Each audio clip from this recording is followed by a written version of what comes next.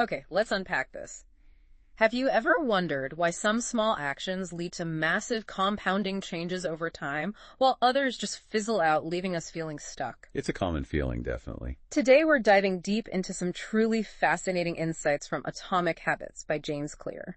Our mission is to extract the most important nuggets of knowledge and practical wisdom on how habits truly work. And importantly, how you can leverage them to create significant, lasting change in your own life. Exactly. What's truly compelling here is that we're pushing past those surface-level productivity tips and quick fixes. The usual stuff. Right. This deep dive aims to help you grasp the fundamental science of human behavior. This isn't just about trying to do more or be better in a superficial sense. It's about fundamentally reshaping how you approach your daily actions and, well, in doing so, ultimately reshaping who you become.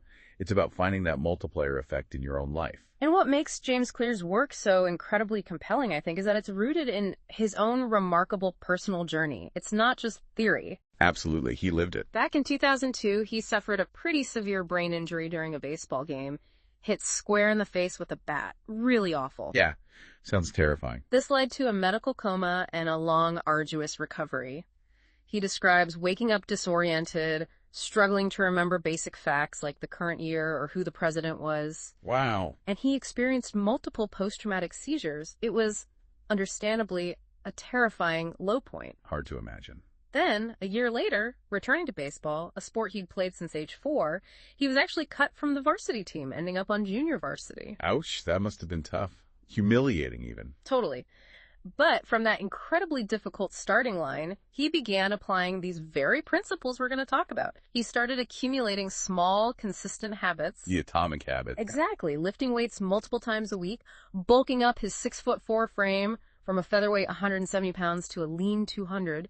His sleep habits, his study habits, they all started to pay off, little by little. Slowly building. By his junior year, he was voted team captain, then all-conference, and eventually signed a book deal for the very book we're talking about today. It's a powerful testament, isn't it? To the idea that even from the lowest points, small, consistent actions can lead to truly extraordinary results. It really is. That's a perfect springboard into our first major insight, which is the core concept of this work. The idea that small habits don't just add up, they compound. Right. That's the crucial difference. Not addition, multiplication. And this isn't just a cute metaphor, it's a profound scientific principle. Think about the remarkable transformation of British cycling. Oh yeah, that story's amazing. For nearly a century, going all the way back to 1908, British professional cyclists were, frankly, mediocre. They had only won a single Olympic gold medal in all that time. Pretty dismal record. And no British cyclist had ever won the Tour de France in 110 years. Then, in 2003, they hired a new performance director, Dave Brailsford, who introduced this philosophy of marginal gains. Marginal gains. Sounds small. His strategy was disarmingly simple. Identify every single tiny aspect of cycling and improve it by just 1%. Just 1%.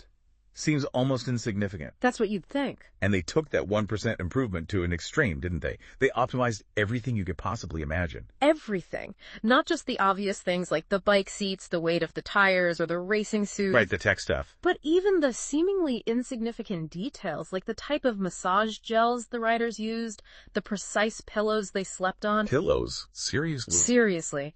And the technique for washing their hands to reduce illness. Literally every tiny aspect was scrutinized and improved by 1%. Wow.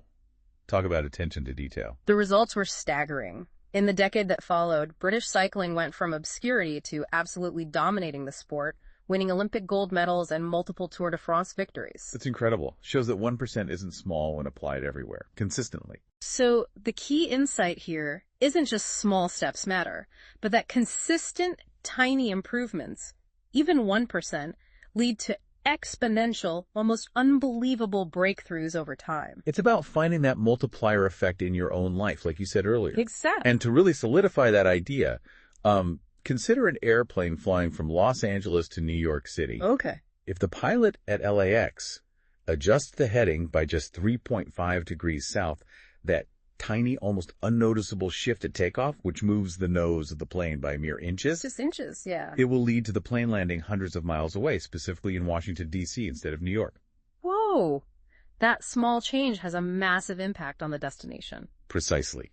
This illustrates how small, seemingly insignificant changes, when compounded over time and distance, can lead to entirely different destinations. It's a subtle but powerful visual for the trajectory of our lives, showing how those daily micro-decisions add up to vastly different outcomes. Exactly. Your life's destination isn't determined by one big decision, but by the slight angle of your daily actions. So what does this all mean for you, our listener? It means those seemingly insignificant choices you make daily aren't so insignificant after all. Not at all. They're shaping your entire trajectory, minute by minute, day by day. It's kind of daunting, but also empowering, right? Absolutely. And this concept of compounding isn't limited to just physical performance or athletics. It applies across every area of your life. Like what? Well, take productivity, for example. Accomplishing just one extra task on any given day might seem small, but it truly counts for a lot over an entire career. Just one extra thing. Imagine the cumulative effect of consistently doing just a little bit more, or mastering a new skill that automates old tasks.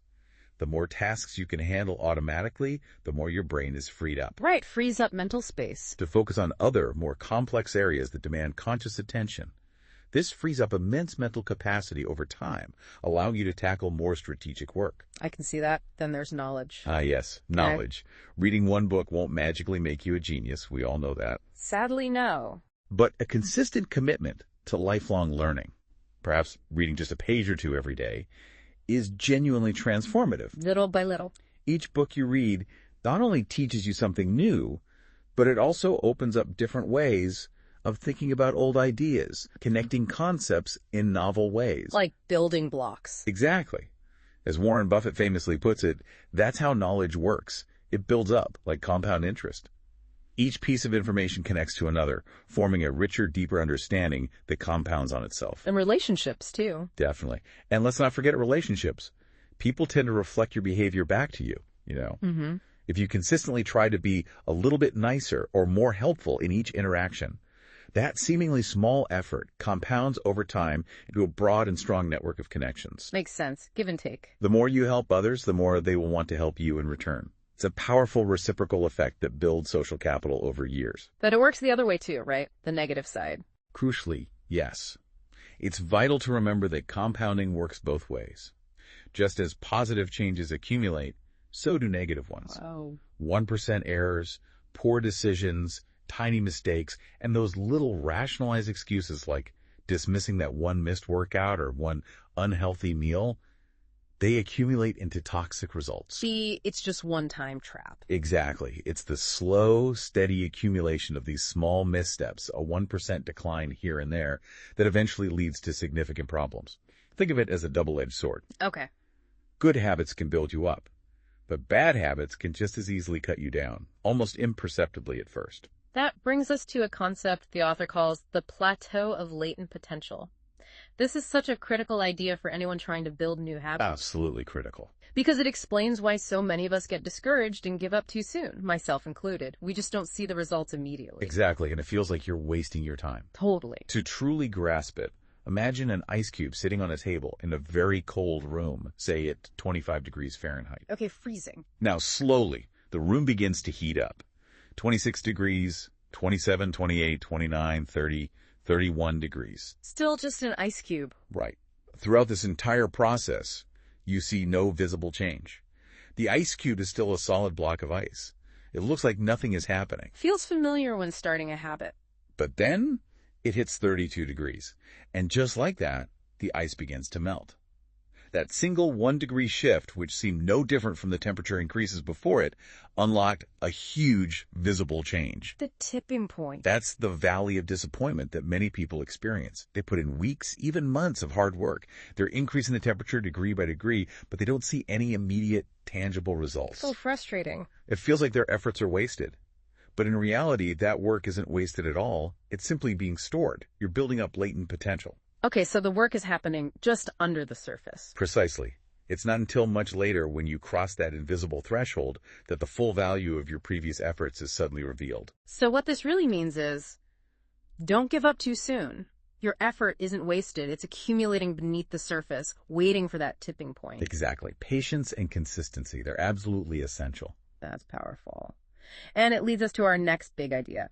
We're often told to set big, audacious goals, right? Aim high, dream big. That's the standard advice, yeah. But the source suggests that might not be the most effective approach for lasting change. In fact, it argues that a common focus on just the goals themselves can actually be counterproductive. Mm-hmm. It's a provocative idea. It really is. I think a lot of our listeners, myself included, have been trained to think goals are everything. What's the biggest misconception we have about goal setting that Clear debunks? That's a great question because it challenges a core belief. The biggest misconception is that achieving a goal changes your life permanently. It doesn't it? You achieved the thing. For a moment, yes. The reality is achieving a goal only changes your life for the moment. Think about it. Once you've run a marathon, you've achieved the goal. Yeah. Great. But if your system for training and healthy living doesn't continue, you might quickly revert to your old habits. Ah, I see. Back to square one. The problem isn't the results. It's the systems that cause those results. If you want to improve for good, you need to solve problems at the systems level. Fix the inputs, and the outputs will ultimately fix themselves. Fix the inputs. Okay. Can you give an example? Sure. Consider a musician whose goal might be to play a new, complex piece of music. Their system is how often they practice, how they break down and tackle difficult measures, their method for getting feedback. Right, the process. Now ask yourself, if that musician completely ignored the goal of playing the new piece and focused only on their system, on perfecting their practice routine, would they still succeed? Probably. Yeah, if the system is good enough. Almost certainly. The consistent, disciplined process would inevitably lead to mastery of the piece. The goal is just a target. The system is the engine. Okay, like a sports team. Exactly. It's the same for a basketball coach. If they ignored their goal of winning a championship and focused solely on what their team does at practice each day, the drills, the strategy sessions, the conditioning, would they still get results? Yeah, you'd expect them to improve, definitely. The answer, again, is yes. The quality of their daily system would, over time, determine their success, not merely the intention to win the championship. So if goals aren't the ultimate answer, what are the inherent problems with this traditional goal-oriented mindset that so many of us default to? Well, the source identifies 4 key issues. Okay, let's hear them. First, goals solve problems only temporarily. If you set a goal to clean your messy room, you might clean it. Great. Done. Goal achieved. But if you don't change the messy system that led to it in the first place, where you put things, how you deal with clutter, it'll quickly become messy again. Right. Treating the symptom, not the cause. Exactly. Achieving a goal is like patching a leak, rather than fixing the underlying plumbing. The focus needs to be on the inputs, on the fundamental process, because that's where lasting change occurs. Okay, number 1, what's next? Second, goals restrict your happiness. We often defer our happiness until we achieve a specific outcome, saying, once I reach X, then I'll be happy. Guilty as charged. But with a systems-first mentality, you fall in love with the process rather than the product. This means you don't have to wait to give yourself permission to be happy. How so? You can be satisfied anytime your system is running, when you're simply executing your desired habits. Happiness comes from the ongoing process, not just the fleeting moment of achievement. A system can be successful in many forms, not just the one you first envisioned. Interesting. Find joy in the doing, not just the done. Okay, third. Third, goals are at odds with long-term progress, creating a yo-yo effect. Many runners, for example, worked incredibly hard for months to prepare for a race. But as soon as they crossed the finish line, they stopped training. The race, their motivating goal, is no longer there. Right. The motivation vanished with the goal. When all your hard work is focused on a particular goal, what is left to push you forward after you achieve it? This is precisely why many people find themselves reverting to their old habits after accomplishing a goal. The motivation needs to be intrinsic to the system, not just tied to the goal. Exactly. And finally, fourth, goals create an either mentality. You either achieve it or you don't. Fail or succeed. Black and white. This can be very disheartening, especially if you miss your target. A systems approach, however, focuses on continuous improvement, where every day you have an opportunity to make progress, regardless of whether a grand goal has been met. It emphasizes the journey, not just the destination. That's a profound shift in perspective. It almost feels counterintuitive given how we're taught to approach ambition. But here's where it really connects with something much deeper, because the source then links this idea of systems and habits to something even more fundamental.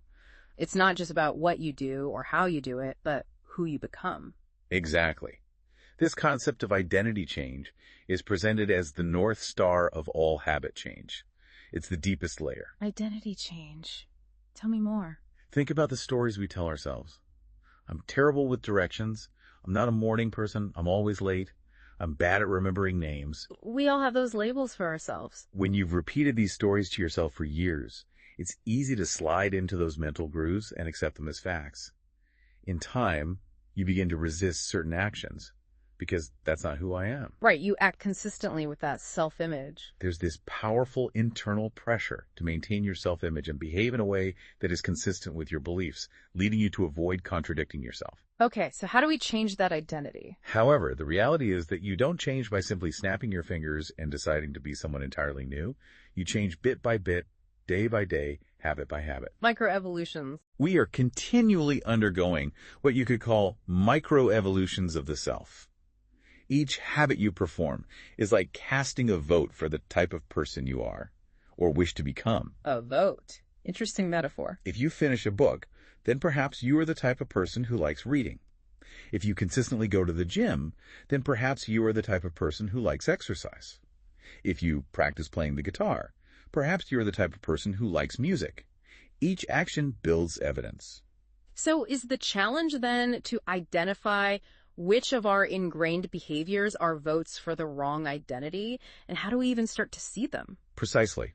The true reason habits matter, ultimately, is not just because they can get you better results, though they certainly can. It's because they can fundamentally change your beliefs about yourself. Wow. They are the channel through which you develop your deepest beliefs about who you are. Quite literally, you become your habits. That's huge. You become your habits. This means the first step in any quest for change isn't about what to do or how to do it, but who you want to be. Without a clear identity to strive for, your efforts are like a boat without a rudder, drifting aimlessly with every passing current. Focus on the who before the what or how. Got it. Yeah. That makes so much sense. So with that foundation laid the power of compounding, its importance of systems over goals, and the centrality of identity. How do we actually build these better habits and break the bad ones? Right, the practical stuff. The author introduces a 4-step model for human behavior, which builds on a classic experiment. In 1898, a psychologist named Edward Thorndike conducted an experiment with cats. Ah, yes, the puzzle box. He'd put them in a puzzle box, and to escape and get food, they had to pull a loop of cord or press a lever.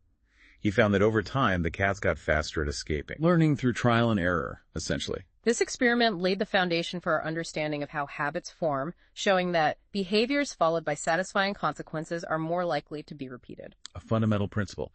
Rewards reinforce behavior. This is crucial because it highlights that habits are essentially mental shortcuts learned from experience. In a very real sense, a habit is simply a memory of the steps you previously followed to solve a problem. Like an automatic script the brain runs. Exactly. When the conditions are right, your brain can automatically apply that same solution. The brain's primary reason for remembering the past is to better predict what will work in the future, thus freeing up conscious attention. Efficiency. The conscious mind is a bottleneck. It can only focus on one problem at a time. So the brain is always working to preserve that conscious attention for the most essential tasks by pawning off routine tasks to the non-conscious mind. Outsource the routine stuff. This is precisely what happens when a habit is formed. It reduces cognitive load and frees up mental capacity. Okay, so this brings us to the habit loop. This brings us to the 4 stages of the habit loop, which is the backbone of every habit. Your brain runs through these steps in the same order each time. We all know the basic habit loop cue: craving, response, reward. Right. Seems straightforward. But let's quickly unpack the less obvious aspects of each stage, because that's where the real power lies for optimizing them. Okay, let's do it. Stage 1. First, there is the cue. This is the trigger that initiates a behavior. It's a bit of information that predicts a reward. Like the smell of coffee. Exactly. Our prehistoric ancestors paid attention to cues that signaled primary rewards, like food, water, sex. Today, we learn cues that predict secondary rewards, like money, fame, status, approval, love, satisfaction. So your phone buzzing is a cue. Yep. Your phone buzzing with a new text message is a cue. The smell of a donut shop as you walk by is a cue. Waking up in the morning is a cue. Even feeling stressed while answering emails can be a cue. Lots of cues everywhere. The nuance here is that the cue isn't just a signal, it's a prediction the brain makes about a coming reward. Oh, okay. Prediction. Next. Second comes the craving. This is the motivational force, the desire for the reward. You don't actually crave the habit itself, but the change in state it delivers. Change in state, like feeling less stressed. Exactly. You want to learn the contents of the text message. You crave the delicious donut. You want to feel alert after waking up. You crave a reduction in stress. This is the desire for the reward that the cue is predicting. It's the wanting system in action. Okay. Cue predicts, craving wants, then. Third, we have the response. This is the actual habit or action you perform. It could be grabbing your phone to read the text, buying and eating the donut, drinking a cup of coffee, or biting your nails. This is the physical or mental act. And the doing part, yeah. And finally, there is the reward. This is the end goal of every habit, which serves two main purposes. It satisfies your craving, and it teaches your brain what to do in the future. Satisfaction and teaching. Rewards provide immediate benefits. Food provides energy. Getting a promotion brings money. Getting in shape improves health. But the more immediate benefit is that they deliver contentment and relief from the craving, at least for a moment. That relief feels good. And that reinforcement tells the brain, hey, remember this loop? It worked.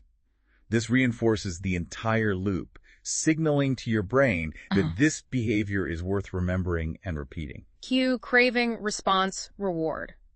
Got it. So knowing these 4 steps and understanding that our brains are constantly making these predictions, Right. How do we actually build good habits and break bad ones? This is where the 4 laws come in. The author distills this into 4 simple questions, which become the 4 laws of behavior change. How can I make it obvious? How can I make it attractive? How can I make it easy? How can I make it satisfying? The 4 levers you can pull. He posits that if you've ever wondered why you don't do what you say you're going to do, why you don't lose the weight or save for retirement or start that side business, the answers can be found somewhere in these 4 laws. It's a framework for diagnosis and action. Every goal is essentially doomed to fail if it goes against the grain of human nature. You have to work with your nature, not against it. Absolutely. Don't fight the current, redirect it. Okay, let's tackle law 1. Make it obvious. The first law, make it obvious, addresses a critical issue. The cues for our habits often become so common over time that they are essentially invisible to us. Like autopilot. Exactly. Think about the treats on the kitchen counter, the remote control next to the couch, or your phone in your pocket. Our responses to these cues are so deeply encoded that the urge to act can feel like it comes from nowhere. It just happens. A lack of self-awareness about these invisible cues is often a major cause of failure. As the saying, often attributed to Carl Jung, goes, until you make the unconscious conscious, it will direct your life, and you will call it fate. Wow. Powerful quote. Make the unconscious conscious. That's the first step. You have to see the cues before you can change the response. You know, it's funny you mentioned those invisible cues. I used to keep my phone charger right next to my bed. Common setup. And without fail, I grabbed my phone for one last scroll before sleeping, which inevitably turned into an hour. Simply moving the charger to the kitchen counter just a few extra steps made that cue less obvious. Added a little friction. And the habit instantly became less frequent. It's amazing how little effort it takes sometimes to disrupt a pattern. It's a perfect example of making the unconscious conscious and then tweaking the environment. So to make cues more obvious, one of the most effective strategies is what the author calls a habits scorecard. Habits scorecard? What's that? This involves simply writing down all your current daily habits to become aware of them. From the moment you get out of bed, to showering, checking your phone, brewing coffee, eating breakfast, starting work, The whole sequence? and eventually going to sleep, just list them out, without judgment. It's a powerful way to illuminate the unconscious routines that fill your day, allowing you to see where your energy is truly going. Just the act of writing it down makes you notice. Exactly. Awareness is the starting point. Another strategy is implementation intentions. Implementation intentions sounds formal. It's just about making a specific plan for when and where a new habit will happen, rather than just vaguely hoping to do it. Like scheduling it. Precisely. Studies have shown the incredible power of this. For instance, in one study, people were asked to complete the sentence. During the next week, I will partake in at least 20 minutes of vigorous exercise on day, at time, and place. Very specific. The result, 91% of this group exercised at least once per week, which was more than double the rate of groups who didn't make a specific plan, even if they received motivational presentations. Wow, specificity makes a huge difference. It turns an intention into an instruction for your brain. Exactly. No ambiguity. Then there's habit stacking. Habit stacking. Like building blocks again. Kind of. This uses what's known as the Diderot effect, but in reverse. The Diderot effect describes how one new purchase often leads to a spiral of consumption. Oh yeah, buy a new shirt, need new pants. Exactly. Habit stacking uses this chain reaction of behavior to your advantage. You identify a current habit you already do each day, and then stack your new desired behavior on top of it. Okay, how does that work? The formula is simple. After current habit, I will do it, new habit. Ah, linking them together. Give me an example. Okay. After I pour my cup of coffee each morning, I will meditate for 1 minute. Or, after I take off my work shoes, I will immediately change into my workout clothes. Using an existing habit as the trigger for the new one. Smart. You can even chain multiple habits together, like a morning routine stack. After I pour my morning cup of coffee, I will meditate for 60 seconds. After I meditate for 60 seconds, I will write my to-do list for the day. After I write my to-do list, I will immediately begin my first task. Creates a sequence, a flow. It creates a set of simple rules that guide your future behavior, leveraging the natural momentum from one action leading to the next. You can also develop general habit stacks for specific situations. Like what? Like, when I see stairs, I will take them instead of using the elevator, or when I want to buy something over $100, I will wait 24 hours before purchasing. Little rules link to specific cues. Making the decision automatic in that moment. And that leads us directly to the profound impact of environment design. This is where you proactively shape your surroundings to make desired behaviors more likely. Okay, altering your space. Anne Thorndike, a physician at Massachusetts General Hospital, conducted a remarkable study in a hospital cafeteria. She wanted to improve eating habits without changing anyone's willpower. The Holy Grail. Her team simply rearranged the drinks. They added water as an option to every refrigerator that previously only held soda, and placed baskets of bottled water next to food stations. That's it. And what happened? The result: over 3 months, soda sales dropped by 11.4%, while bottled water sales increased by 25.8%. They didn't talk to anyone. They just changed the environment. Incredible. Environment is truly the invisible hand that shapes human behavior. It really is. As psychologist Kurt Lewin put it in his simple but powerful equation, behavior function of person in environment, BFFPE. Your surroundings matter. A lot. We see this everywhere in stores, right? Absolutely. Items at eye level sell more. That's why expensive brands are often placed there and cheaper alternatives are tucked away. End caps, those displays at the end of aisles, are revenue machines. Prime real estate. 45% of Coca-Cola sales, for example, come from end-of-aisle racks. We tend to gravitate towards the most obvious option. We think we choose water over soda because we want to, but often it's just because it's the most visible and accessible option. It's truly incredible how much our visual world dictates our next action, isn't it? Our eyes are such powerful gateways to our behavior. Yeah, absolutely are. The human body has about 11 million sensory receptors, and approximately 10 million of those are dedicated to sight. 10 million out of 11. Wow. Some experts even estimate that half the brain's resources are used on vision. So it should be no surprise that visual cues are the greatest catalyst of our behavior. A small change in what you see can lead to a big shift in what you do. Like that fly in the urinal story. Yes, the Schiphol Airport example. In the early 1990s, the cleaning staff installed a small sticker that looked like a fly near the center of each urinal. Giving people something to aim at. Yeah. Literally. Exactly. Men, thinking it was a bug, aimed for it. These stickers improved their aim and significantly reduced spillage by 8%, cutting bathroom cleaning costs. Hilarious, but effective. A perfect, albeit quirky, example of making a cue obvious and having a dramatic impact on behavior with minimal effort. To make a habit a big part of your life, you need to make the cue a big part of your environment. Persistent behaviors usually have multiple cues. Like smoking. Think about a smoker. Driving in the car, seeing a friend smoke, feeling stressed at work. All these can be cues to light up. You can use the same strategy for good habits by sprinkling triggers throughout your surroundings. Make the good cues unavoidable. Increasing the odds that you'll think about your desired habit throughout the day. Make sure the best choice is the most obvious one. Leave your running shoes by the door. Put food on the counter, not hidden in the fridge drawer. Little environmental nudges. It's also important to remember that context is the cue. Habits become associated not just with a single trigger, but with the entire context surrounding the behavior. The whole situation. Many people drink more in social situations, not because of one specific cue, but the whole situation. Friends ordering drinks, the music, the sight of beers on tap, your home, your office, your gym. Each location develops a unique connection to certain habits. Right, certain places trigger certain moods or actions. Your desk has a particular relationship to your work habits, your kitchen counter to your eating habits. This is why, whenever possible, you should avoid mixing the context of one habit with another. Don't work in bed, maybe. That's a classic example. When you start mixing contexts, you'll start mixing habits, and the easier ones will usually win out. This is also why the versatility of modern technology like our smartphones can be a weakness. How so? Your phone can be used for productivity, social media, email, games. It becomes a mishmash of cues, making it harder to associate it with just one desired behavior.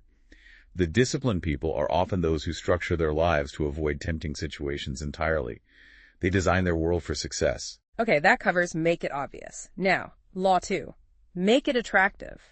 If we want good habits to stick, we need to make them irresistible, right? Exactly. Motivation matters. The author points out that modern society is actually filled with what he calls supernormal stimuli. Supernormal stimuli. Exaggerated reality. Which are highly engineered versions of reality that are often far more attractive than the world our ancestors evolved in. Think about highly processed junk food, which is a more concentrated form of calories than natural foods. Way more sugar, fat, salt. Or social media that delivers instant likes and praise far more quickly than real-life interactions. Even online porn splices together, stimulating scenes at a rate impossible to replicate naturally. These things hijack our reward systems. These exaggerated features exploit our natural instincts, driving us towards excessive shopping, social media, eating, and other habits we might want to break. This phenomenon is intimately tied to the dopamine-driven feedback loop, a crucial biological signature shared by all habits. Dopamine, the motivation molecule. Pretty much. In 1954, neuroscientists James Olds and Peter Milner conducted a famous experiment with rats where they blocked the release of dopamine in their brains. What happened? To their surprise, the rats lost all will to live. They wouldn't eat, drink, or have sex. They simply died of thirst. Whoa! Dopamine is essential for motivation. Conversely, when researchers flooded the rats' reward systems with dopamine, the animals performed habits at breakneck speed.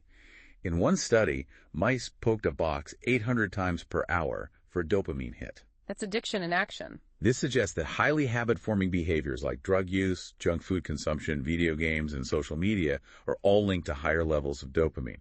The same goes for basic human needs like eating and social interaction. So dopamine drives the habit loop. It plays a huge role. But the key insight, however, is that dopamine is released not just when you experience pleasure, but crucially when you anticipate it. Anticipation, not the reward itself. That's the critical part. Gambling addicts have a dopamine spike right before they place a bet, not just after they win. Cocaine addicts get a surge of dopamine when they see the powder, not only after they take it. The brain predicts the reward and releases dopamine. Whenever you predict that an opportunity will be rewarding, your dopamine levels spike in anticipation, and this surge in dopamine directly increases your motivation to act.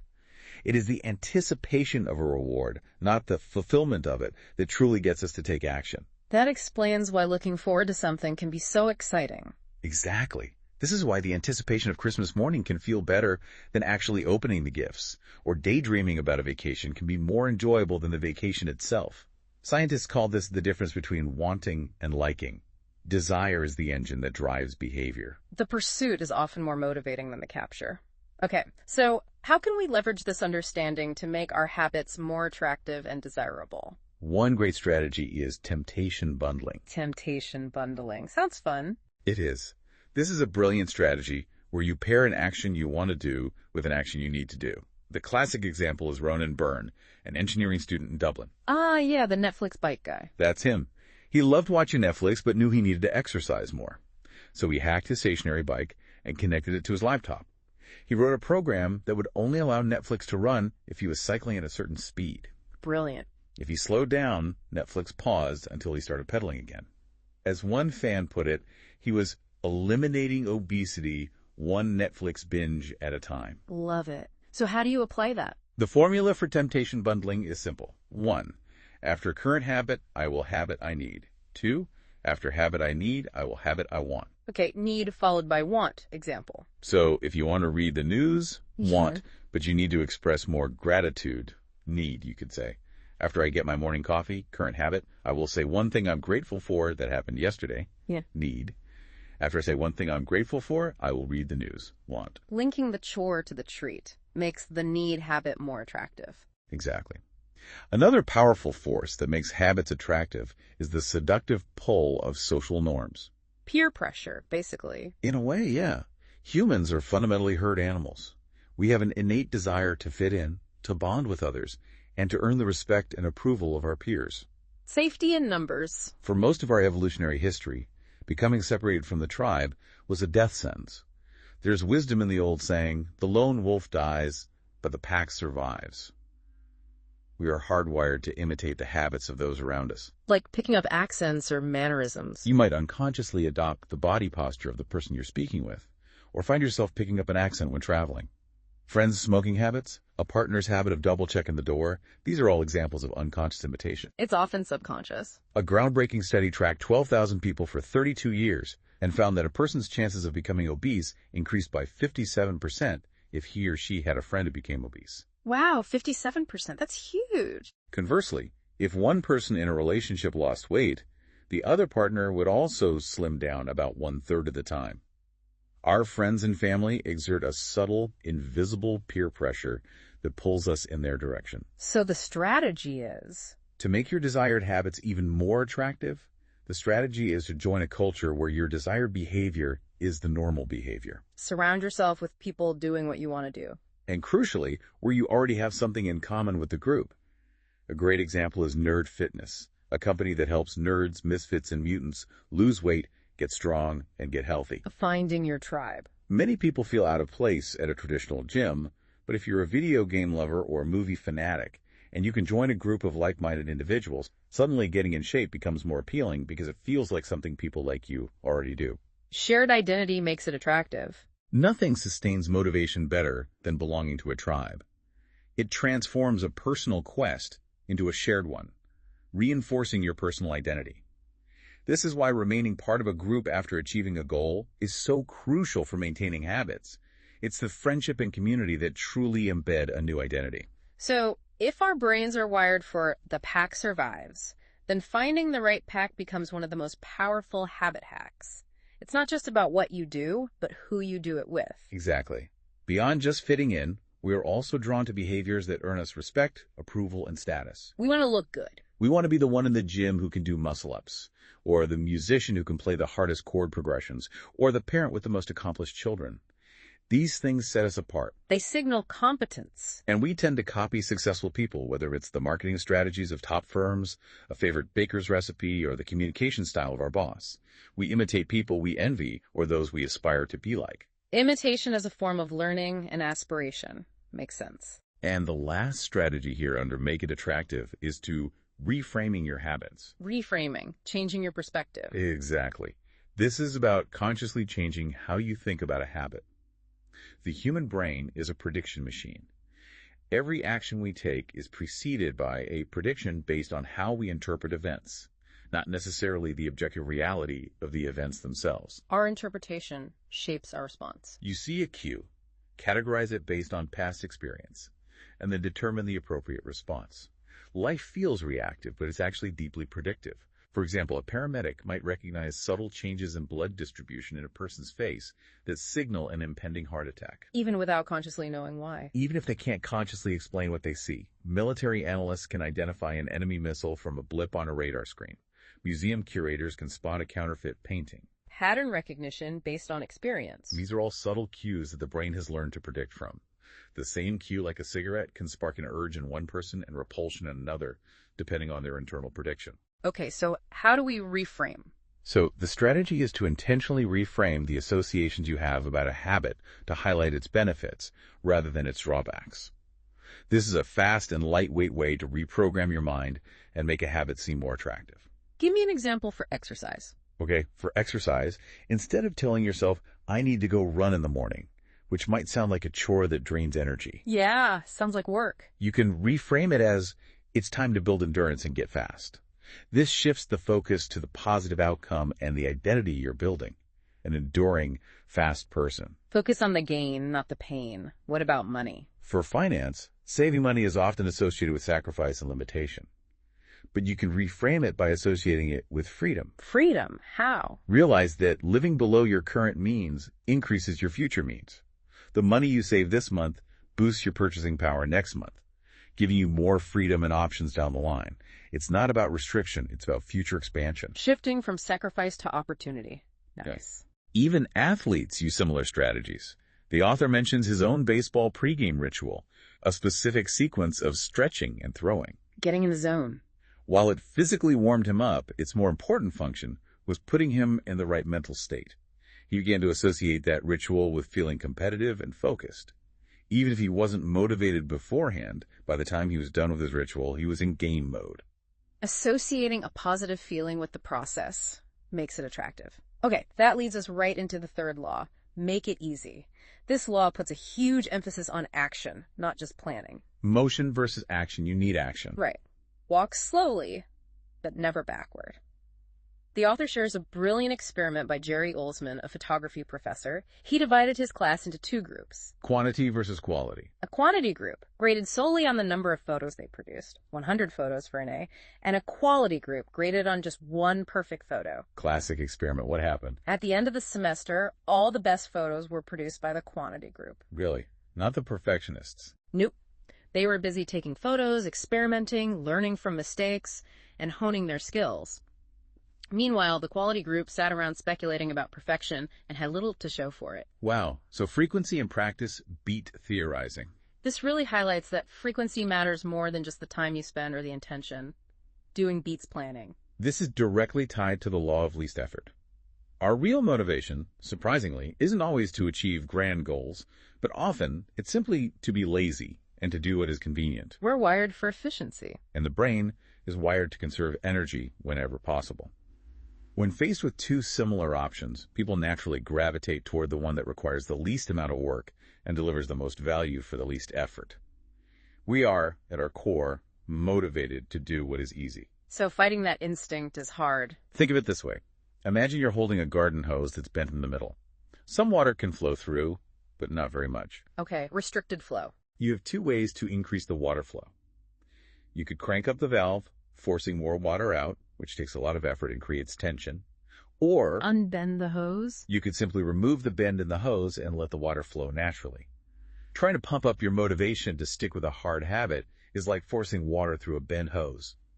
Making your habit simple and easy is like removing the bend. Reduce the friction instead of increasing the force. Rather than trying to overcome the friction in your life, you actively work to reduce it. So if our brains are wired to be efficient, how do we reduce that friction and make good habits the path of least resistance?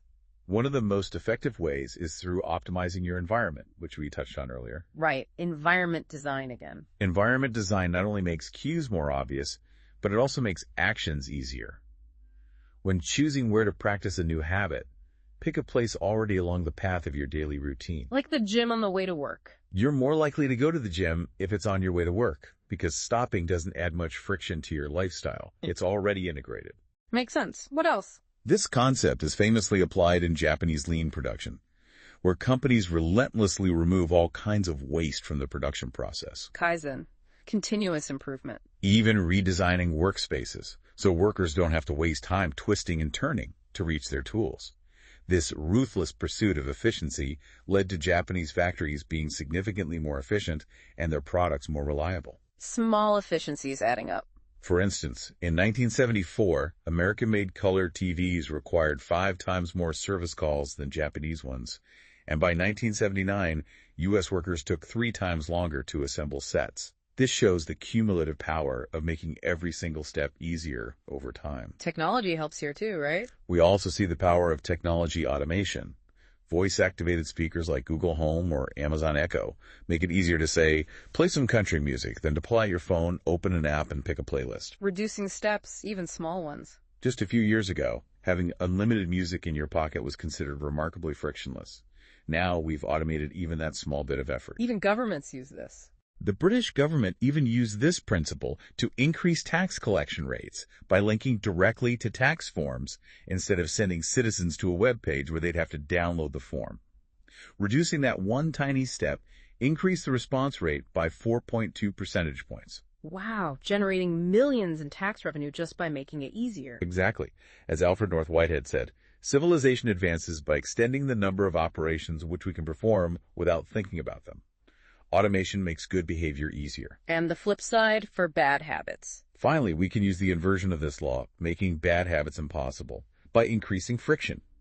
This is about making bad habits so difficult to do that you don't even have the option to act. Make it really hard to do the wrong thing. A classic example is Victor Hugo, who, facing an impossible deadline for The Hunchback of Notre Dame, locked away all his clothes except a large shawl. No way out. Lacking suitable outdoor clothing, he remained in his study and wrote furiously, publishing the book 2 weeks early. This is a commitment device, a choice made in the present that controls your actions in the future. Locking your future self in? Binding you to good habits and restricting bad ones. Any business examples? John Henry Patterson, who founded the National Cash Register Company, essentially automated ethical behavior.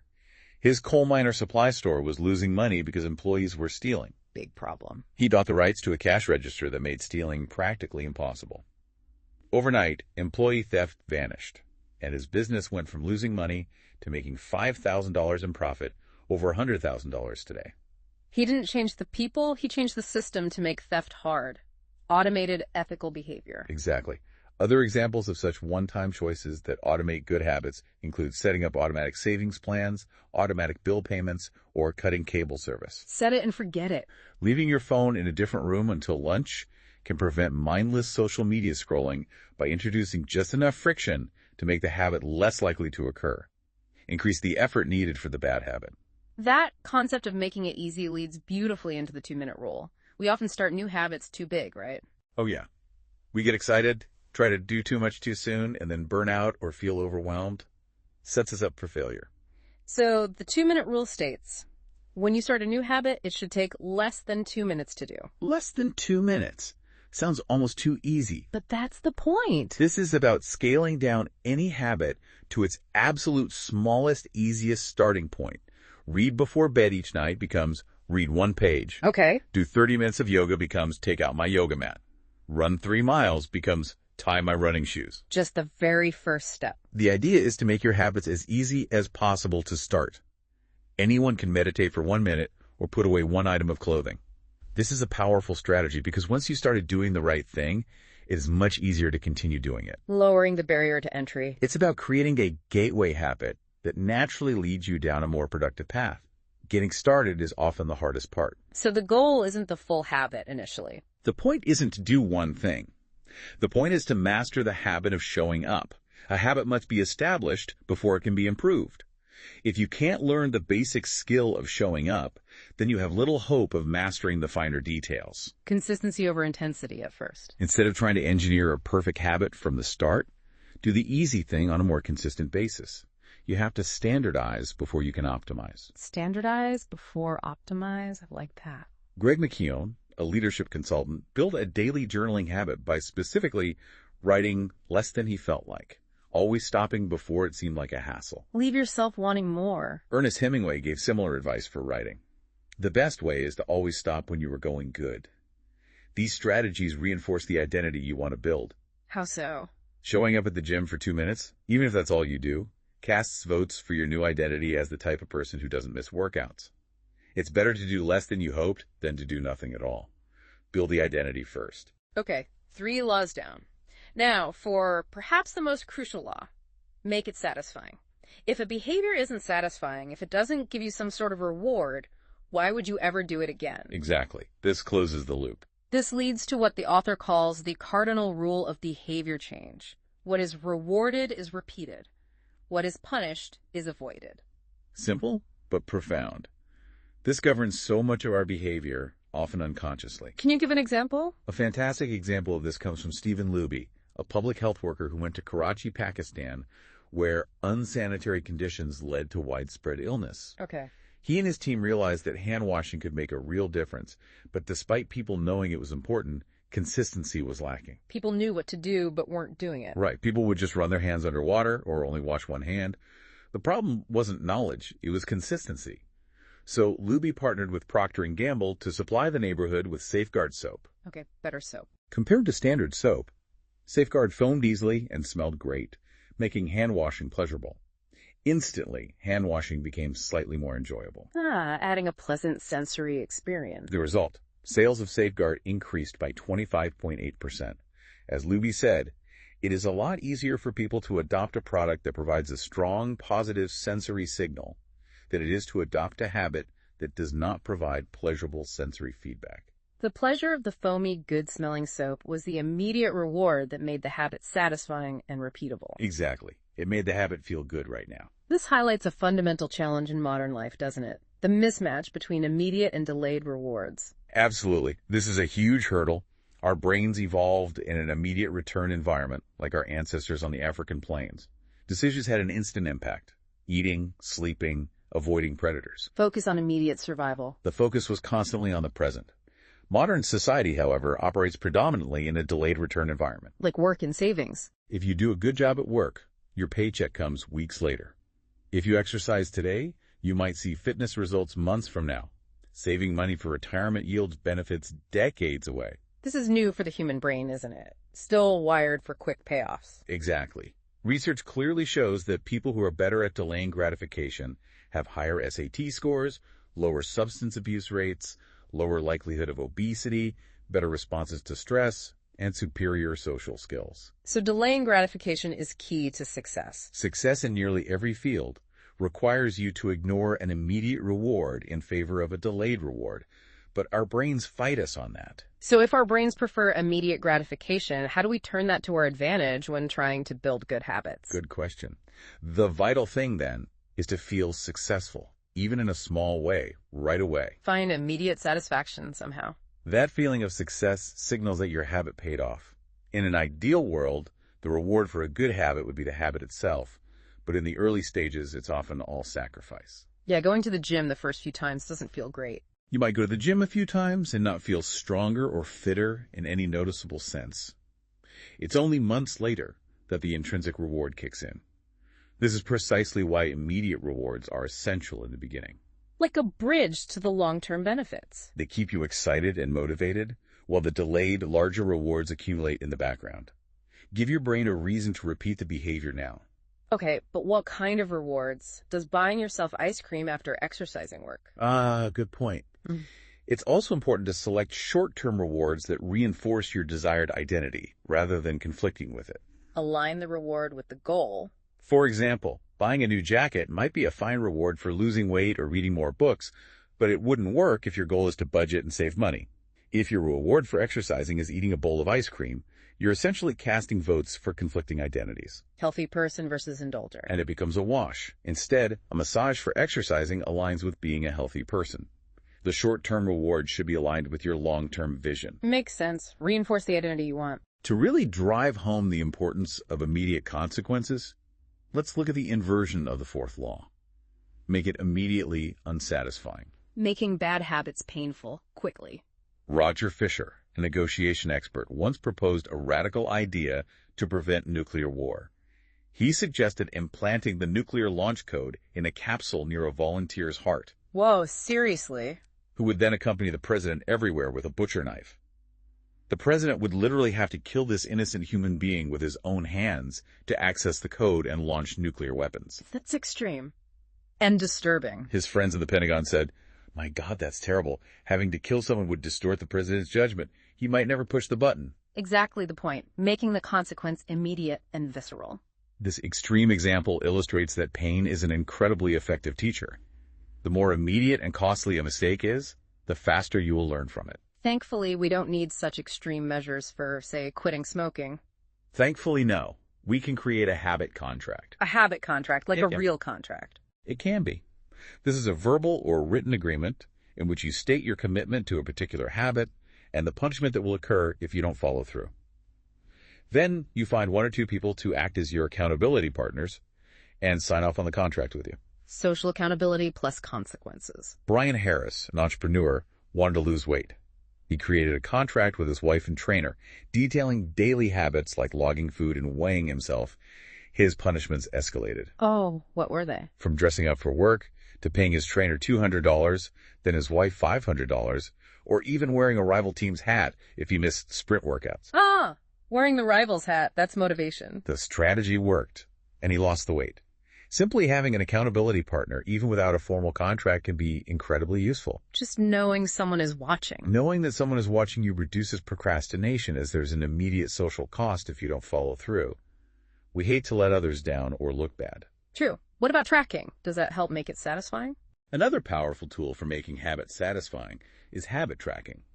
This makes a habit obvious, attractive, and satisfying all at once. Hits multiple laws. How? Trent Deersmid, a salesman, used a paperclip strategy. He started with 120 paperclips in one jar and moved one to another jar after each sales call he made. Visual progress. Simple but effective visualization. Benjamin Franklin famously tracked his virtues on a checklist. Tracking progress is one of the most effective forms of motivation. It provides immediate evidence of your effort. It creates a visual cue, obvious, shows progress, attractive, and gives a feeling of accomplishment, satisfying. That feeling of checking something off a list is satisfying. And it reinforces your identity as someone who follows through. A key rule for habit tracking is don't break the chain. Focus on keeping the streak alive. Maintaining momentum. And if you do miss a day, the rule is never miss twice. Okay, never miss twice. That feels manageable. Missing one workout happens, life gets in the way, but you get back on track immediately. Missing once is an accident. Missing twice is the start of a new, undesirable habit. It's the difference between a lapse and a relapse. Exactly. This is a distinguishing feature between winners and losers. When successful people fail, they rebound quickly. The breaking of a habit doesn't matter if the reclaiming of it is fast. That never miss twice rule feels like a lifeline for anyone trying to build consistency. But with all this tracking, is there a risk of getting too caught up in the numbers and losing sight of the bigger picture? That's a very astute observation, and it brings us to a crucial caveat. Goodhart's law. When a measure becomes a target, it ceases to be a good measure. Focusing on the metric instead of the goal. For example, if a restaurant only measures daily revenue to gauge its chef's performance, it might miss that customer satisfaction is actually declining because the chef is cutting corners on quality to boost short-term revenue. The metric becomes misleading. You must ensure you are measuring the right thing, the true indicator of progress toward your identity and your ultimate goal, not just the easily quantifiable metric. Don't optimize for a number that doesn't actually reflect real progress. So, you've built good habits using the 4 laws.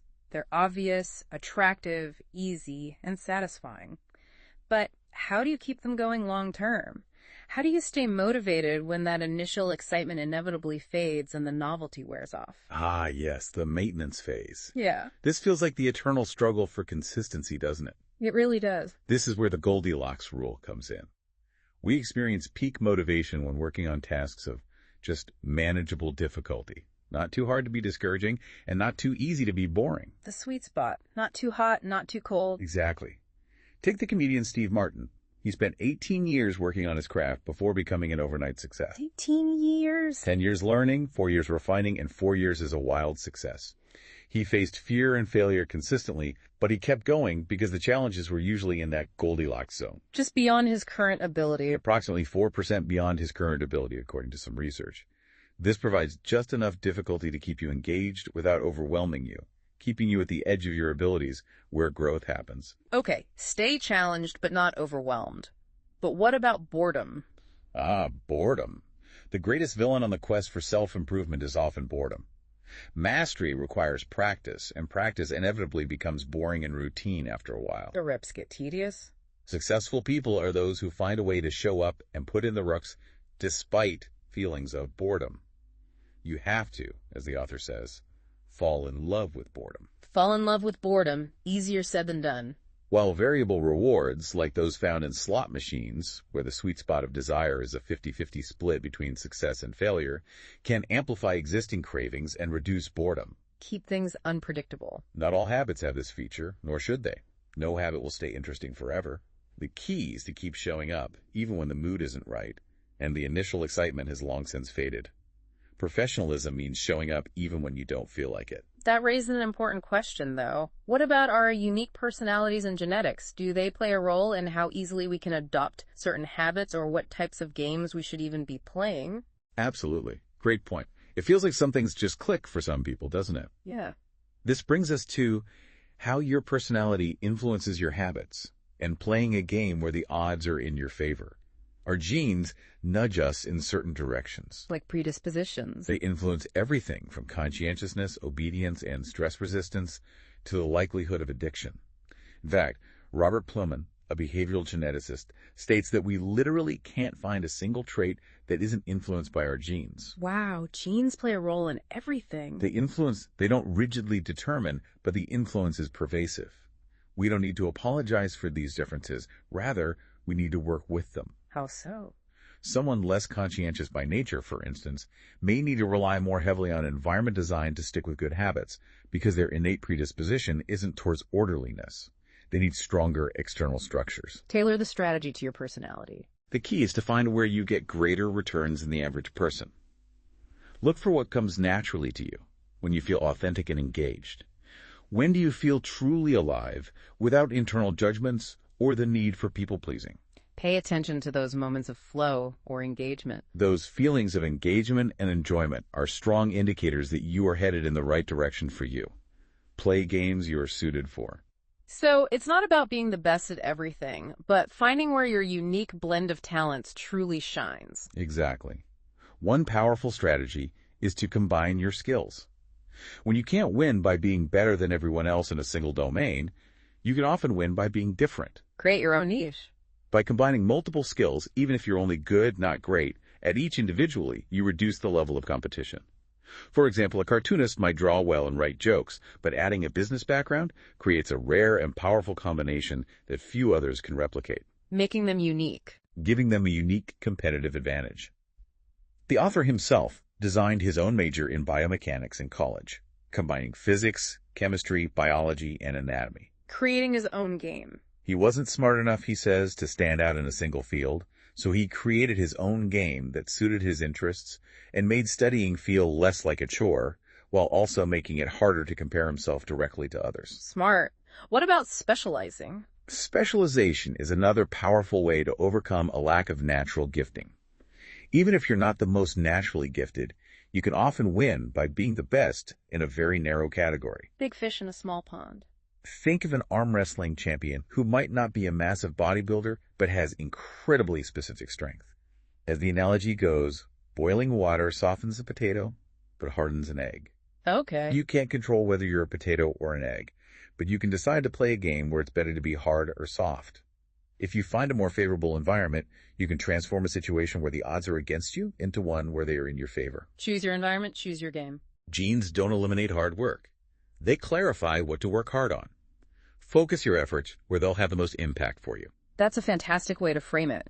So looking at the long-term view, it's about continuous, unrelenting improvement within the right game for you. Exactly. Perpetual refinement. A great example of this is Pat Riley's Career Best Effort CBE program for the 1980s Los Angeles Lakers. He tracked positive and negative stats for each player, comparing their performance to their own past and to other players in the league. Constant measurement and feedback. The goal was for each player to improve their average CBE by just 1% over the season. This focus on tiny, consistent gains led to the Lakers winning back-to-back NBA championships. Again with the 1%. A feat not seen in 20 years. As Riley put it, sustaining an effort is the most important thing for any enterprise. The way to be successful is to learn how to do things right, then do them the same way every time. Consistency. It's not just in sports. Comedian Chris Rock, when developing new material, will test hundreds of jokes in small clubs, using a notepad to record what lands and what doesn't. Refining through constant feedback. Only a few killer lines will survive to form the backbone of his new show. Similarly, executives and investors keep decision journals, recording their major decisions, the reasons behind them, and expected outcomes, reviewing them later to see where they were correct or went wrong. Reflection and review are key for improvement. The author uses a similar process with an integrity report and annual review to revisit his desired identity and ensure his habits are aligning with who he wants to be, upgrading or dialing back efforts as needed. These regular reviews prevent the gradual slide that happens when we don't pay close attention. Checking in with yourself regularly. A final, subtle, but important point for maintaining long-term habits is to keep your identity small. Keep your identity small. What does that mean? Don't we want a strong identity? It means don't let a single aspect define you completely. For instance, athletes whose careers end or CEOs who sell their companies can face identity loss if their entire self-worth was wrapped up in that one role. Don't put all your identity eggs in one basket. Exactly. By keeping your identity flexible and multifaceted, you can adapt to changes in life without feeling completely lost when one role shifts or disappears. It's about being the sum of many votes, not just one dominant one. Hashtag tag outro. Wow, what a deep dive. We've covered so much ground. We really have. From the surprising compounding power of 1% changes to the profound impact of our environment and identity on our habits. We've explored the subtle mechanisms of the habit loop and the practical application of the 4 laws of behavior change. It really does feel like a complete toolkit for transformation, doesn't it? It really does. To recap those 4 fundamental laws again, make it obvious, make it attractive, make it easy, and make it satisfying. These are the principles that govern how habits are formed and how they stick. Obvious, attractive, easy, satisfying. Got it. Remember, desire initiates behavior, but pleasure is what truly sustains it. If it's not desirable, you have no reason to do it. But if it's not enjoyable or satisfying, you have no reason to repeat it. Desire starts, pleasure sustains. Feeling motivated gets you to act. Feeling successful gets you to repeat. The secret to getting results that last is to never stop making improvements. It's truly remarkable what you can build if you just don't stop. That compounding effect again. It's remarkable the business you can build if you don't stop working, the body you can build if you don't stop training, the knowledge you can build if you don't stop learning. The fortune you can build if you don't stop saving. And the friendships you can build if you don't stop caring. Small habits don't just add up, they compound. Beautifully put. And to leave you, our listener, with a final provocative thought. Consider the wisdom of Seneca. Being poor is not having too little.